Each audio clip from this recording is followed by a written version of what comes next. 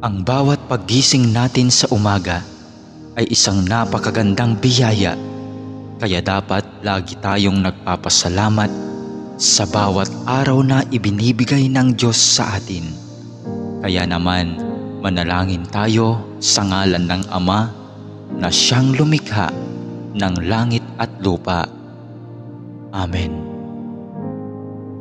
Ama naming makapangyarihan sa lahat, maraming salamat po sapagkat ginising mo ako ngayong umaga. Isang bagong araw na naman ang aking haharapin. At dahil dito, lubos-lubos ang aking pasasalamat. Sa unang mga sandali ng aking araw, nais kong mapuspos ng iyong biyaya at pagmamahal. Kaya narito ako upang makapiling ka sa panalangin. Bantayan mo ako at gawing ligtas sa buong maghapong ito.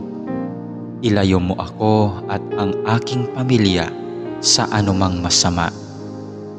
Maituon ko nawa ang aking pag-iisip, pananalita at asal tungo sa iyo. Nawa maging kalugod-lugod sa iyo ang lahat ng aking gagawin sa araw na ito. Panginoon ko at Diyos ko, naniniwala at nananalig ako na naririto ka at kapiling ko sa mga sandaling ito, na nakikita mo ako at iyong naririnig ang aking mga daing, mga kahilingan at mga panalangin.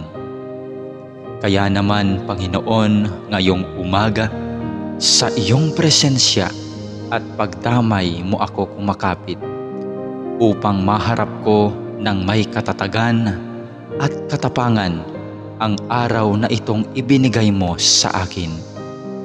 Mapagmahal na Panginoong Diyos, na nalaman kong mahal mo ako at binabantayan mo ako palagi.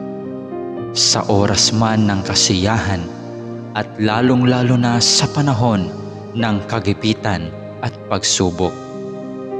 Tulungan mo akong huwag makalimot sa katotohanan ito.